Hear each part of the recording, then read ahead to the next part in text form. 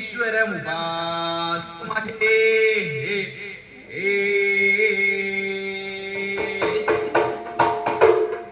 അങ്ങനെയെല്ലാം ഇരിക്കുന്ന ശ്രീ മഹാഗണപതിയെ ഞാൻ ഉപാസിക്കുന്നു. അങ്ങനെയെല്ലാം ഇരിക്കുന്ന ശ്രീ മഹാഗണപതിയെ ഞാൻ ഉപാസിക്കുന്നു.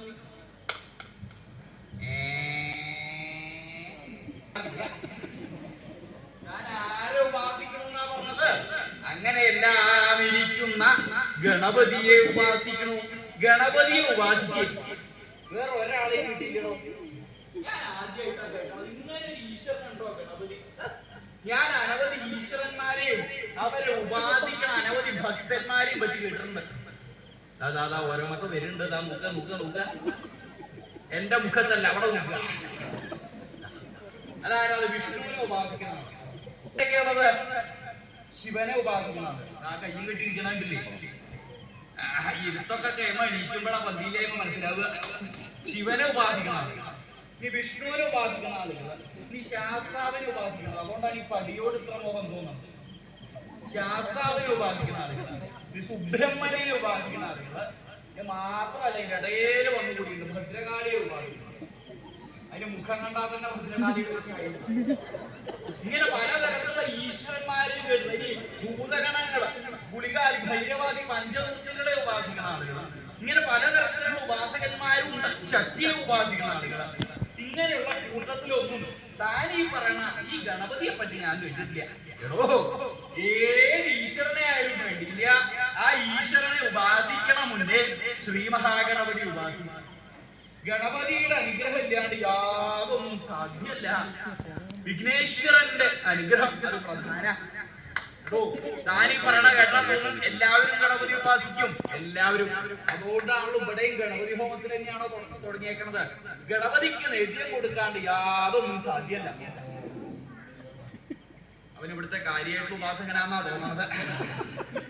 ഇങ്ങനെ പലതരത്തിലുള്ള ആളുകളുണ്ട്.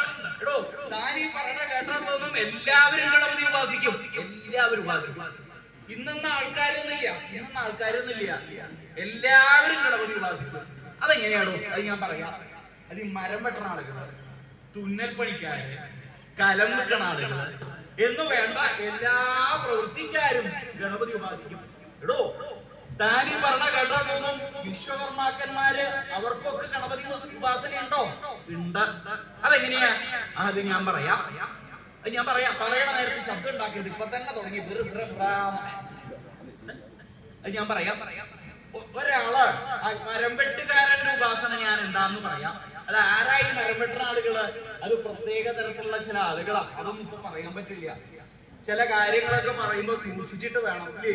ഇപ്പൊ പന്തില്ലാണ്ട് വെള്ളയും ഇട്ട് നടക്കുന്ന ഒരുത്തൻ എന്തൊക്കെയോ പറഞ്ഞു. അവന്റെ കഥ ഇപ്പൊ കണ്ടില്ലേ? കാരാഗ്രഹത്തിലായില്ലേ? അതുകൊണ്ട് പറയണ വാക്ക് സൂക്ഷിച്ചിട്ട് വേണം പറയാൻ. അതെന്താന്നാണെങ്കിൽ, എങ്ങനെ ഒരാൾ ഒരു സ്ഥലത്ത് ഒരു ഭവനം ഉണ്ടാക്കാന്ന് തീർച്ചയായും. ഭവനം എന്ന് പറഞ്ഞാൽ ഒരു ഗൃഹം. ഈ സ്ഥലത്ര തർക്കേടില്ല. ഇവിടെ ഒരു ഭവനം ഉണ്ടാക്കിയാലോ എന്നാ ഞാൻ ആലോചിക്കണത്. ഇപ്പൊ ആരാ വേണ്ടത്? മരം വെട്ടി കുറ്റിയടിക്കാൻ ഒരാളെ വേണം. ആരെയാ പറ്റിയ? കുറ്റിക്കാരൊക്കെ കുറച്ച് ആൾക്കാർ വന്ന് തുടങ്ങി. ഇങ്ങോട്ട് വരാൻ ചെറിയൊരു മുഴക്കം. എന്തിനാ നിങ്ങളെ വിളിപ്പിച്ചതെന്ന് മനസ്സിലായോ? ഇല്ല, ഞങ്ങൾ എന്തിനാ വിളിപ്പിച്ചതെന്ന് മനസ്സിലായില്ല.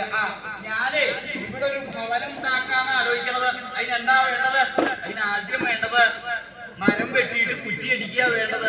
അപ്പൊ ഏതൊക്കെയാ മരങ്ങൾ വേണ്ട നോക്കിക്കോളൂ. ആവശ്യത്തിന് വെട്ടിയാൽ മതി കേട്ടോ മരങ്ങള്. അനാവശ്യത്തിന് വെട്ടി എന്തായിന്നല്ലേ? വെട്ടിയ മരങ്ങൾ മുഴുവൻ അവനവന്റെ ദേഹത്ത് വെക്കേണ്ട അവസ്ഥയായി. അതുകൊണ്ട് എന്താ വേണ്ടത്? ആവശ്യത്തിന് നോക്കിയാൽ മതി. അപ്പൊ അവർ ഏതൊക്കെയാ മരങ്ങൾ വേണ്ടത് നോക്കും. ഇവിടെ ഇത്രയ്ക്കൊക്കെ മരം ഉണ്ട് അല്ലേ? ഞാൻ അധികമൊന്നും ഉണ്ടാവില്ല എന്നാ നിരീക്ഷത്.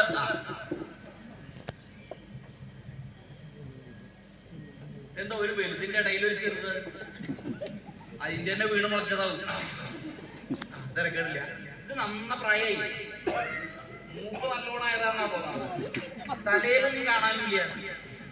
എന്നാലും നല്ല കാതലുള്ള വകയാ. ഇതിനൊന്നും വളർന്നു കിട്ടാറില്ലേ? ഞാനൊരു സാധനം. ഇതും തിരക്കേണ്ടില്ല. അതെന്താ ഇങ്ങനെ ചെരിഞ്ഞു വളരേണ്ടത്? നേരെയല്ലേ വെക്കേണ്ടത്? ഇവിടെ ചെരിഞ്ഞു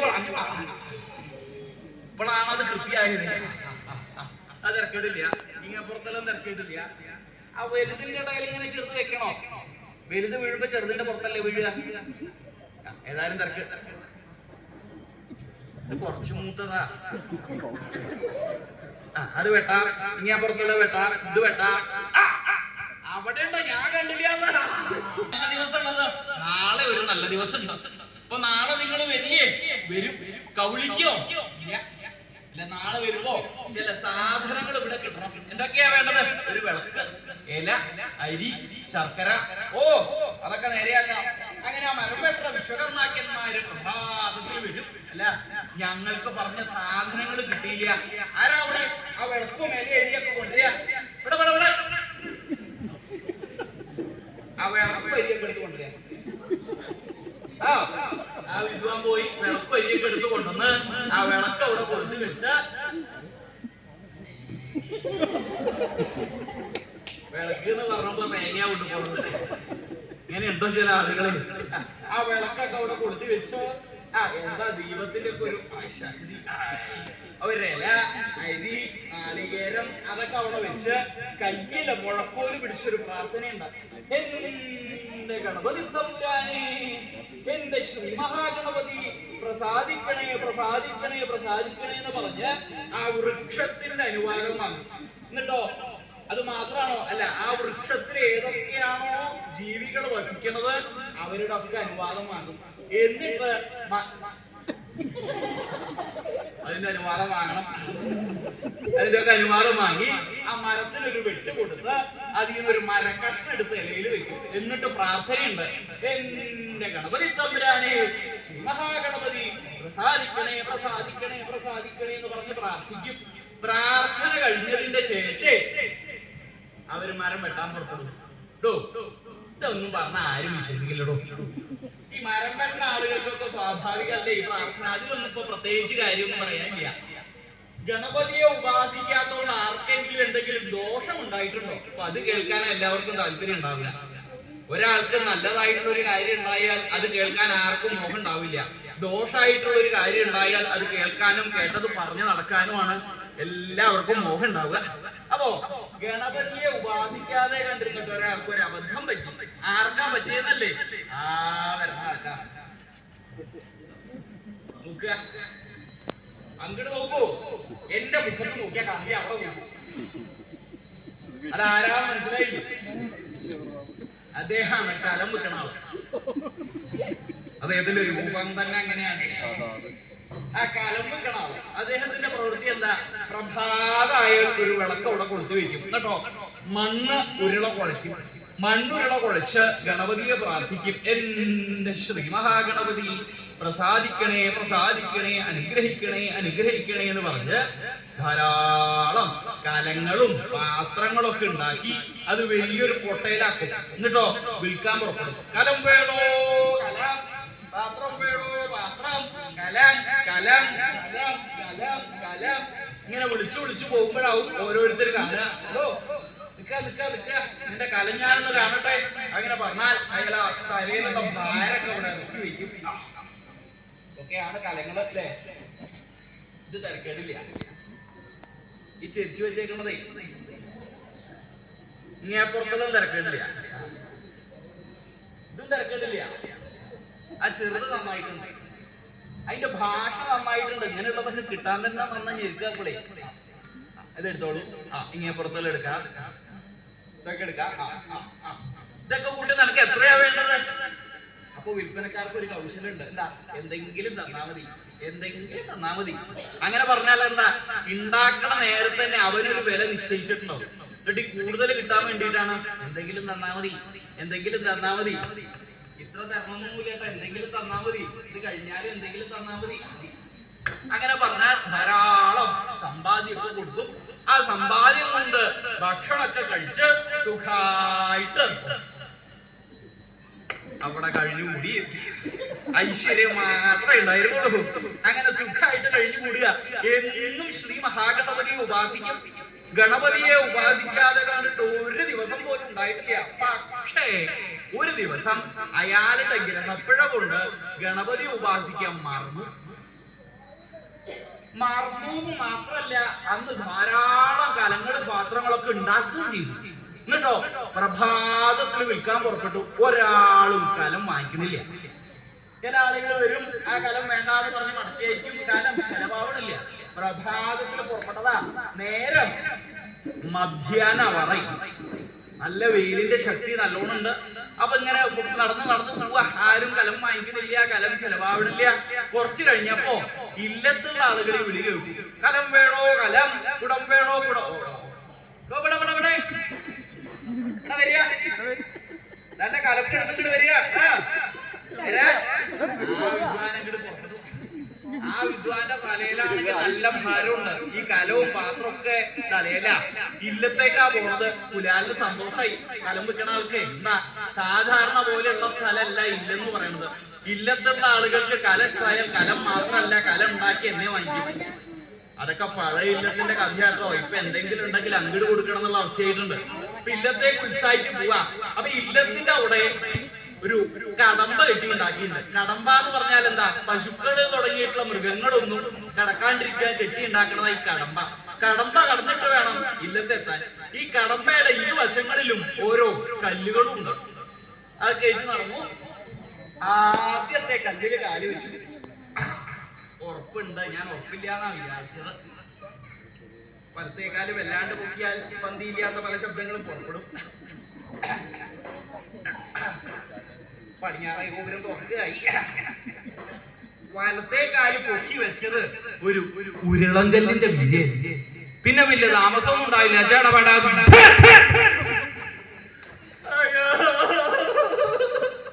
അതൊക്കെ പൊട്ടിപ്പോയില്ലോ. ഇതൊക്കെ ഇങ്ങനെയായില്ലോ, അതൊക്കെ ഇങ്ങനെയായില്ലോ.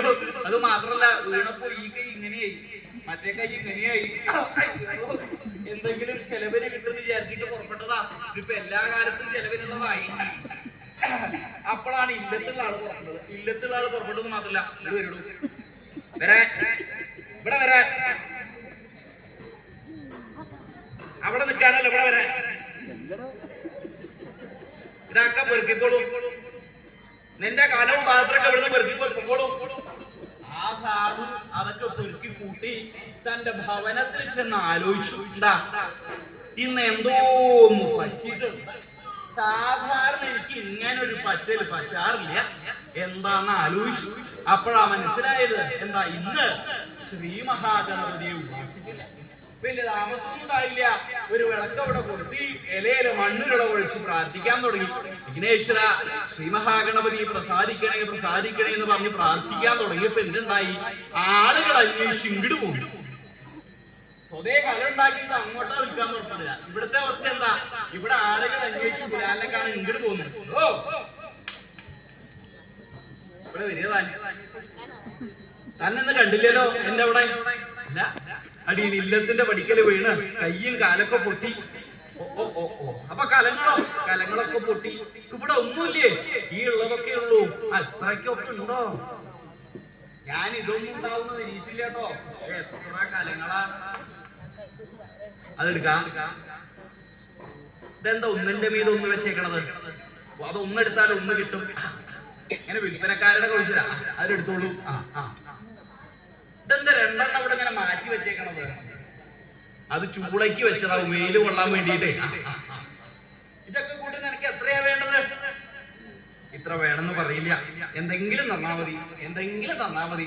അത് പറഞ്ഞ സമയത്ത് കയ്യിൽ നിന്ന് ആ വന്ന ആള് നല്ലോണം സമ്പാദ്യം എടുത്തു. കേട്ടോ, കൈ നീട്ടു.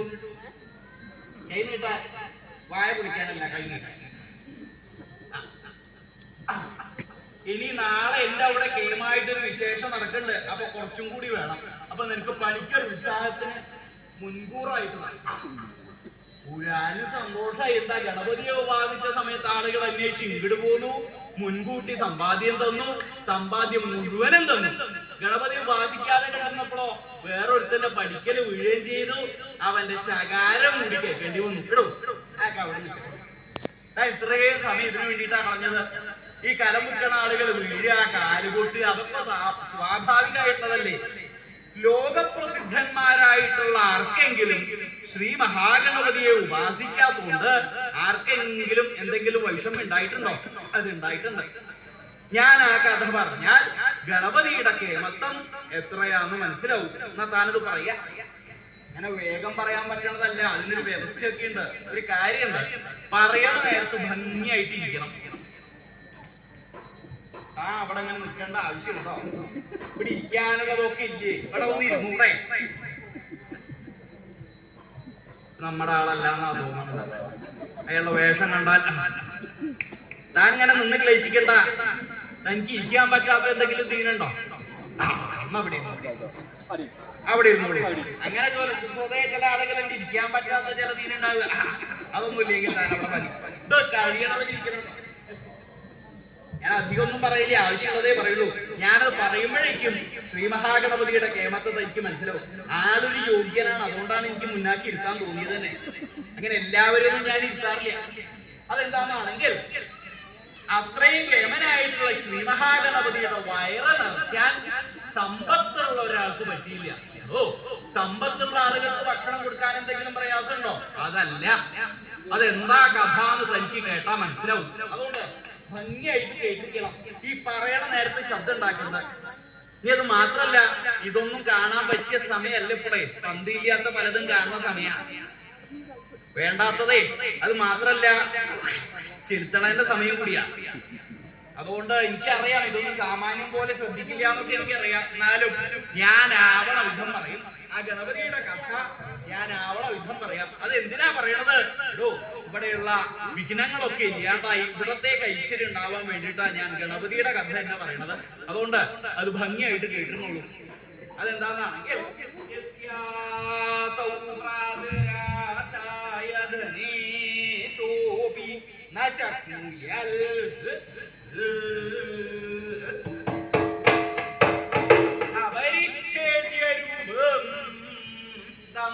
ഗണേശ്വരം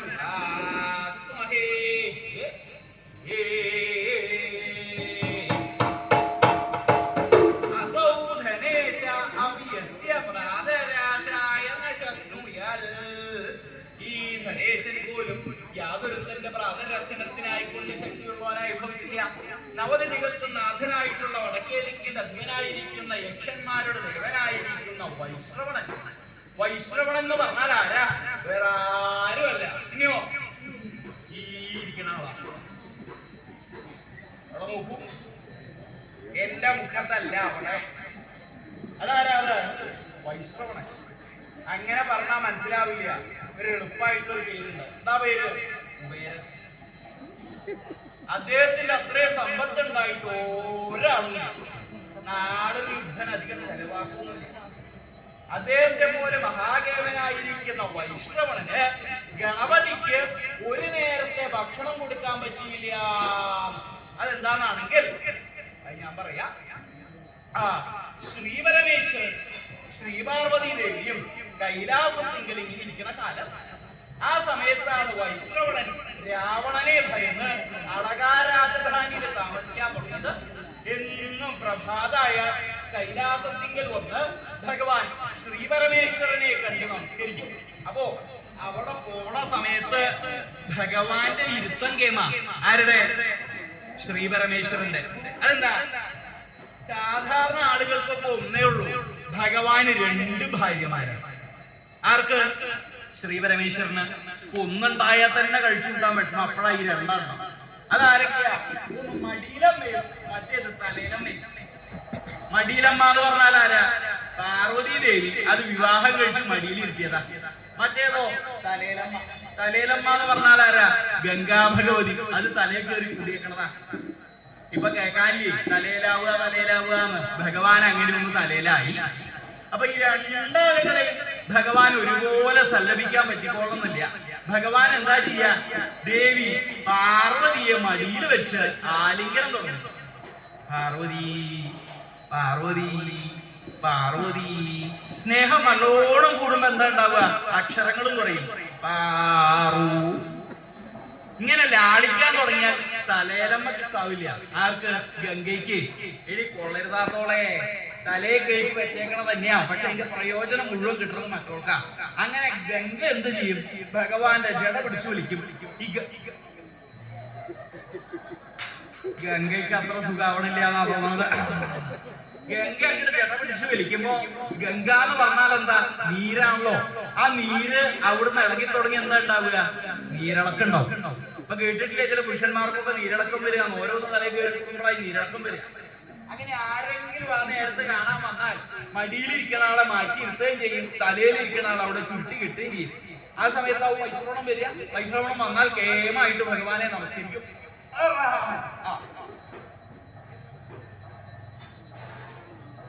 ആരാ വൈശ്രവണ? തനിക്ക് പ്രത്യേകമായിട്ടുള്ള ആളാണെന്ന് എനിക്ക് തോന്നുന്നത്. എന്റെ കാര്യങ്ങളൊക്കെ ഭംഗിയായിട്ട് നടക്കണ്ടേ? ഞാനല്ലേ പറയുന്നത്. ഈശ്വരാധീനം കൊണ്ടൊക്കെ ഭംഗിയാവില്ലേ? ഇങ്ങനെയൊന്നും ആയാൽ പോരാ, കുറച്ചും കൂടിയൊക്കെ ഭംഗിയാവും. അതിന് എന്റെ അനുഗ്രഹമൊക്കെ ഉണ്ടാവും. അത്രയൊക്കെ എനിക്ക് തരാൻ പറ്റുള്ളൂ. പോരെ, ഇതൊക്കെ ഭംഗിയാവും. എന്തിനാണോ പുറപ്പെട്ടത് അതൊക്കെ ഭംഗിയാവും. ഇത് മാത്രല്ല, ശരീരത്തിന്റെ വൈഷമ്യം നോക്കണ്ട, അതൊക്കെ ഈശ്വരാധീനം കൊണ്ടൊക്കെ ഭംഗിയാവും. ഞാനില്ല, പിന്നെ താൻ പരിഭ്രമിക്കണ്ട. കണ്ടില്ലേ, സംരക്ഷണം അവിടെയുണ്ട്. അങ്ങനെ എന്നും ചെല്ലും, അങ്ങനെ എന്നും ഭഗവാനെ വന്ദിക്കും. ഒരു ദിവസം വൈശ്രവണൻ ഭഗവാനെ കാണാൻ പോണ നേരത്ത് ഒരാള് വൈശ്രവണനെ കാണാൻ വേണ്ടിയിട്ട് ഇങ്ങോട്ട് പോന്നു. എന്താ ചെറിയൊരാട്ടം? ചെറിയാട്ടല്ല, ഇത് വലിയാട്ടം തന്നെയാണ്. അങ്ങോട്ട് നോക്കാണ്ടിരിക്കും ഭേദം. ഇങ്ങോട്ട് പോകുമ്പോഴാണ് ഒരാള് വൈഷ്ണവനെ കാണാൻ ഇങ്ങോട്ട് വന്നത്.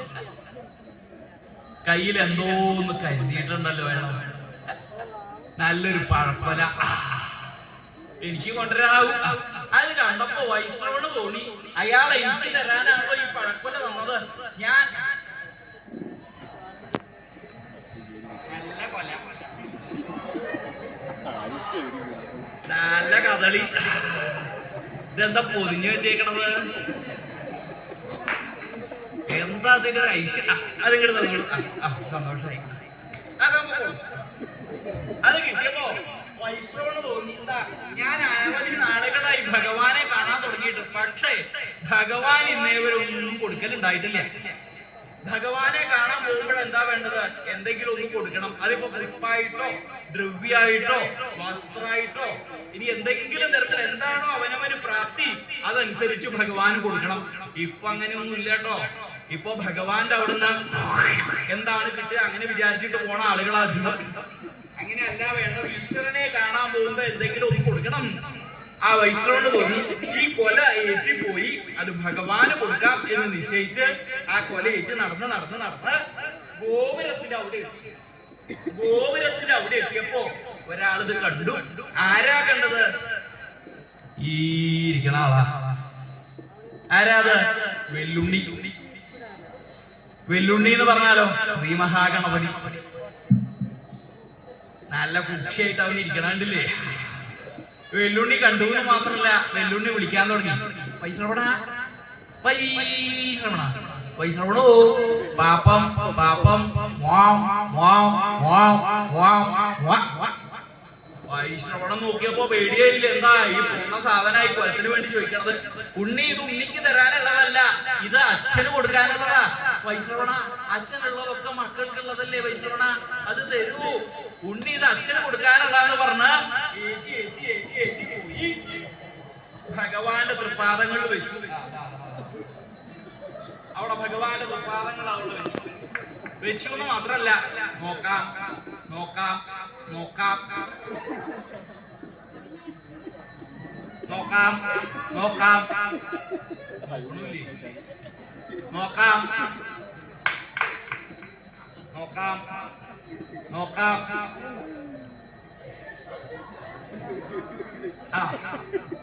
കാണാനില്ല. ഭഗവാൻ നോക്കിയപ്പോ അവിടെ വെച്ച കൊല കാണാനില്ല. വൈശ്രവണം അവിടെ ഒന്നും കാണാനില്ല. താൻ കണ്ണു തുറന്ന് നോക്കുക. വൈശ്രവണം നോക്കി, അവിടെ വെച്ച കൊല കാണാനില്ല. അത് മുഴുവൻ കഴിച്ചിട്ട് അവൻ ഇരിക്കണില്ലേ? അവനൊരു കൂസലുണ്ടോ നോക്കൂ. മുന്നേക്കെ ദാരിദ്ര്യം കാരണം പഴം മാത്രമല്ല പഴത്തിന്റെ തൊലിയും പറ്റിക്കാറുണ്ട്. ഇതല്ല, പഴല്ല, പഴത്തൊലിയല്ല, ഇതിന്റെ തണ്ടടക്കം തന്നിരിക്കണം.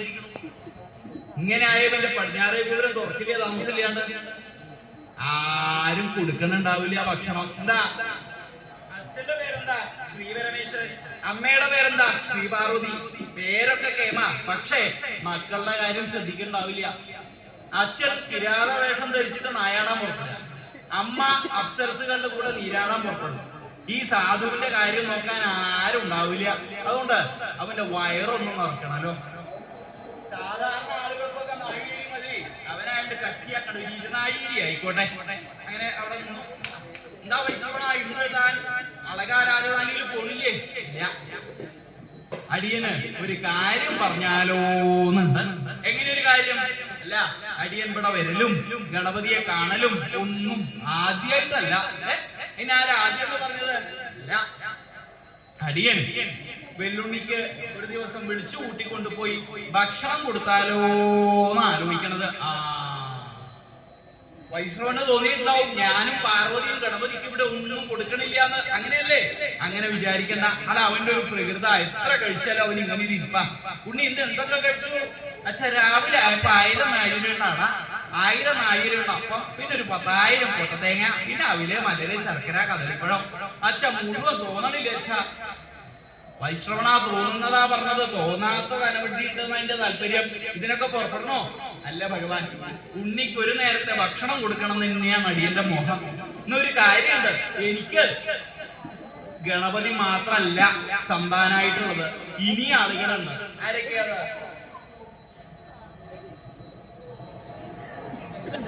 എന്റെ സുബ്രഹ്മണ്യൻ.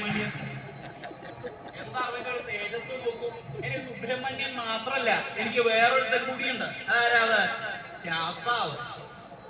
ഈ ശാസ്താവ് മാത്രല്ല, എനിക്ക് വേറൊരുത്തൻ കൂടിയുണ്ട്. അതാരാത്? എന്റെ കാളി. ഇനി ഇവരൊക്കെ സൽക്കരിക്കാനുള്ള പ്രാപ്തി ഉണ്ടോ? അപ്പൊ വൈഷ്ണവൊന്ന് ആലോചിച്ചു. സന്താനങ്ങൾ, കുട്ടികൾ ഇപ്പൊ കുറച്ച് ആളുകളല്ലേ ഉള്ളൂ, അവർക്ക് ഭക്ഷണം കൊടുക്കണം എന്നല്ലേ ഉള്ളൂ. സന്താനങ്ങൾ എല്ലാവരും വരണം. അപ്പൊ താൻ സന്താനങ്ങൾ എല്ലാവരും കൂട്ടിയോ? എല്ലാവരും കൂട്ടി. എന്നൊരു കാര്യമുണ്ട്, സന്താനങ്ങളെ മാത്രം എങ്ങനെയാ കൊണ്ടുപോവുക? ഇപ്പൊ കേൾക്കാനില്ലേ ചില വാർത്തകള്, സന്താനങ്ങളെ അങ്ങനെ ചെയ്തു, സന്താനങ്ങൾ ഇങ്ങനെ ചെയ്തു, കുട്ടികളെ ഉപദ്രവിക്കുന്നത് മുഴുവനെ. അപ്പോ രക്ഷിതാവായിട്ട് ആരെങ്കിലും പുറപ്പെടണേ വൈഷ്ണവണ? വിരോധമില്ല. എന്നാ പാർവതി പുറപ്പെട്ടോട്ടെ. പാർവതി ഇടയ്ക്കിടയ്ക്ക് പറയാറുണ്ട്, വിവാഹം കഴിഞ്ഞതിന്റെ ശേഷം എവിടെയും കൊണ്ടുപോകണില്ല എന്ന്. എന്നാ പാർവതിയും കൊണ്ടുപോകോളൂ. ദേവിയും വന്നോട്ടെ. അപ്പൊ താൻ സന്താനങ്ങളെയും ദേവിയും ഒക്കെ കൊണ്ടുപോണു. ഞാൻ കൈലാസനാഥൻ ഇവിടെ കൈലാസത്തിൽ ഇങ്ങനെ കുന്തം കുഴിച്ചിട്ട പോലെ നിൽക്കാം, അങ്ങനെയാണോ? ഭഗവാനെ ഞാൻ ആദ്യം കണക്കാക്കി. എവിടെ കണക്കാക്കാൻ? നുണ പറയാ വൈഷ്ണവണ്. ഇത് ആർക്ക് മനസ്സിലായി?